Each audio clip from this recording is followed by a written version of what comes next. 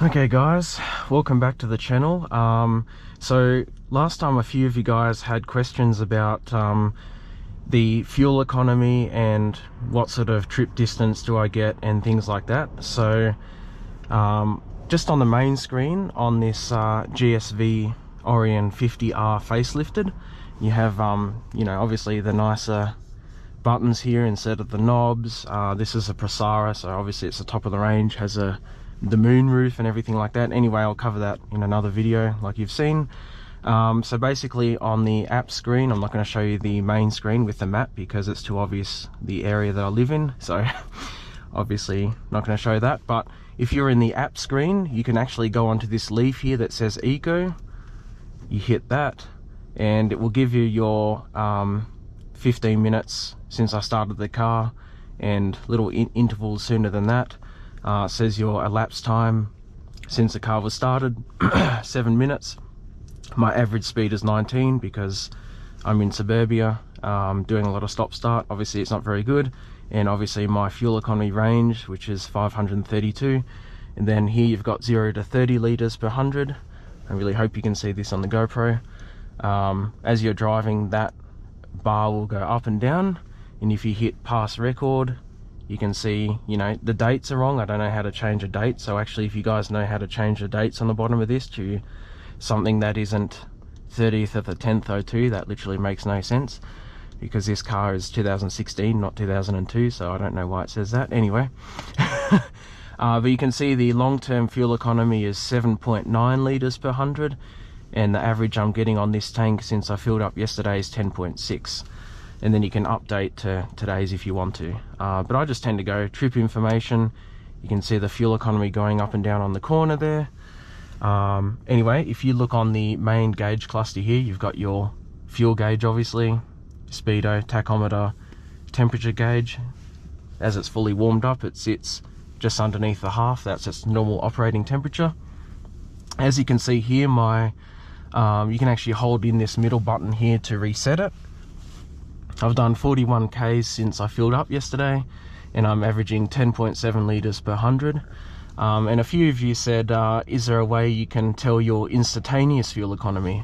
And there is a few ways actually. On this screen here, in the middle here, which I'll show you as we drive, you'll see a green line appear that goes from, you know, 16 or 17 litres per 100 down to 0.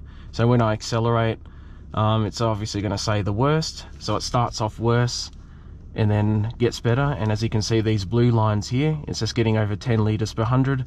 So the blue line is, you know, just underneath the 10. So you got 0 being obviously amazing fuel economy. Obviously you're never going to get to 0, but on the highway you could get to 6 litres per 100, for example, and the worst being, you know, 15 or 20 litres. But at the moment, the blue line is your average. That's why it says blue there, average.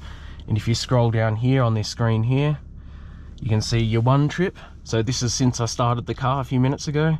Obviously it's really terrible. It says 17.2 litres per 100, but as we drive that will go down. You've got your current fuel economy and those little bars down the bottom. It says 15 there, 15 litres per 100, and the best being, you know, 0. Sorry, the best being 7 litres per 100. And then as you drive, these bars eventually fill up. So if you're on the highway, for example, doing 110 with your cruise control on, minimal air conditioning, few people in the car, you know, not stabbing it too much, not blasting it too much, you'll get, you know, 6 to 6.6 litres per 100 on the highway. And remember, this is a 3.5 litre V6, so that's really good. This actually gets, I think it's the same fuel economy as a hybrid Camry on the highway, or even better, because the engine is big. It's got a 6-speed automatic.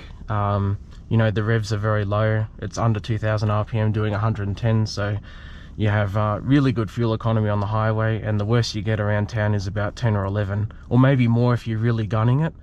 But yeah, the worst I ever see is probably 11 litres per 100, and that's winter with the air conditioning on. Mind you, I actually have the air conditioning on now, otherwise the windows fog up, and it's only 10 degrees outside. It's been extremely cold. Anyway, we will go for a quick drive down here, and we will see how we go. Just make sure there's no traffic coming. I'll put the parkers on, it's a bit dark. Then as we drive, you'll be able to see the lines appear in the gauge cluster here. Let's check no one's coming. Cool. we're away. And you also have your green eco indicator light here. So that's not a mode actually. A lot of people think that that's an eco mode. This car doesn't actually have any driving modes. It just has, you know, your normal drive and then your Tiptronic. So what that green indicator means is when you're driving economically, that green indicator light comes on to show you that you're driving economically. And as you can see, when I give it more, it disappears and it goes back to, I think we're in 4th now, and it'll settle down into 5th gear. And then if we're really gentle on it, we'll be able to go into 6. It's roundabout coming up. As you can see there, that green line that I'm talking about, 0 litres per 100 instantaneous, because I'm not accelerating, and the throttle's cracked open slightly, but the injectors aren't firing. Until we get down to about 1200 RPM, then it'll come on again. Next roundabout, I'll just do another quick example, and then I'll flick it over to the other screen, and hopefully we'll be averaging some decent fuel economy once we get going again. Get up to speed a bit. The engine's fully warmed up now and the transmission's warmed up. There we go. See that green line appearing? We're just using about 10.8 litres per 100. I'll flick it over to the other screen. 15.8 litres per 100. It will get better though, and as you can see, that green line down the bottom there, I'm using no fuel now, but when I step on it a bit, we'll go down to 15. So yeah, and as you can see here, as I'm accelerating, this line will come up there. Oh, there's a roundabout coming.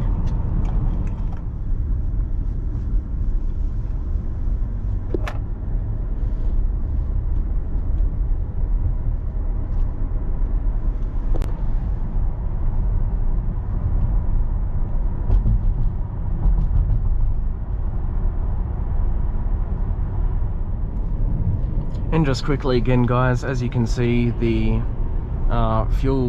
instant fuel economy gauge here, you can see it's current there, and then as you step on it, it will shoot up to 30 litres per 100. So you just got it instantaneous there as well in that screen.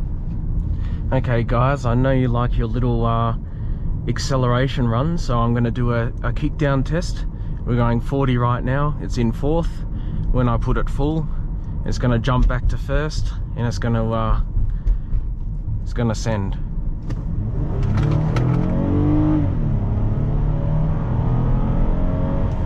Wow, that is quick. Holy moly, that is very quick. Almost broke loose as well, and it's dry, good conditions too. Anyway, I'm not going to upset the Karens in this neighborhood. So I'm just getting to the speed limit. I'm not breaking traction, I'm not speeding or anything like that. What we will quickly do now is we're going to go 60 to 80. So 80 is now the speed limit. Back to 2nd, we're already 80. Look at that, so fast. Very, very good transmission, very crisp. Sometimes I do think it can lag a little bit when you're in 5th doing 60, and sometimes it changes between 4th and 5th a lot, but overall very, very happy with this car. Now I will also mention with the transmission, the only downside is, as I mentioned earlier, there's no drive modes. You've sort of got normal drive, and that basically goes by how hard you hit the accelerator, and then it sort of tells the computer, okay, do you want quick changes or do you want sort of economy changes? It sort of changes on the fly with the algorithm. So it's called, I can't think of the word now. Every time I want to talk about this, I keep forgetting about all the important words I need to talk about. Basically, yeah, the algorithm changes depending on how hard you hit the accelerator. It's not necessarily a driving mode or anything like that. It learns as you drive, essentially, which is interesting. I will just say though, when you switch it over to Tiptronic, it selects 4th, even though sometimes you stopped and you put it into Tiptronic, it will say 4th, but it doesn't actually mean you're in 4th. It's basically a shift point up to 4th. So anyway, I'll just do a UE here, and I'll let this guy in this old Ford Ute go. Put it back to 2nd. Go back to 2nd now. There's the old Ute. Nice V8 as well. Just go back this way. So for example, you're saying 2nd like this. Wow, it's quick. change to third. A little bit of a delay. Like, it's not a full Tiptronic, it's definitely not what they have in the Falcons or Commodores. Like, there's a bit of a delay. It doesn't necessarily depict that the gear you're in. It will just default fourth all the time, and then you've got to, basically it's to hold gears. It's not really to, you know, it's not really a proper sports mode, like I said. So anyway, it's not too bad. I mean, if you know how to use it and you can hold back the gears like I'm doing now, you can sort of put it in its power band. The eco light disappears when you do that, of course. There you go, third, fourth. Oh, and I will mention as well, this has a 6-speed automatic torque converted, well, they call it a flex converter. So basically it locks upwards and down gears, like acceleration and deceleration, so it can hold the gears that you're in to shut off the fuel injectors to save fuel. So basically it's always hovering around 15 RPM like it is now. So for example, if I leave this in 6, we're not going back to 6, you can see it downshifting obviously, even though I've locked it into 6. So it's only locking it upwards to 6. So we'll just go around again and I'll be able to demonstrate.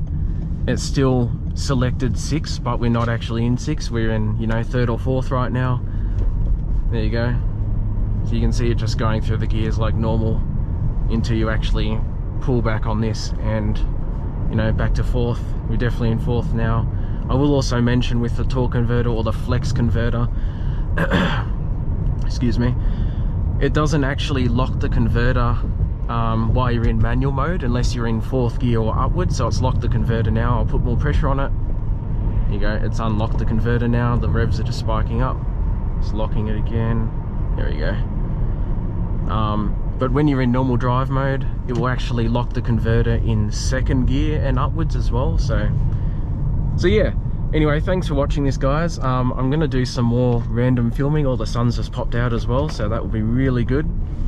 I will talk about other stuff, but I might pop that in separate videos because this video is getting a bit long now. So anyway, till next time, enjoy, keep it safe.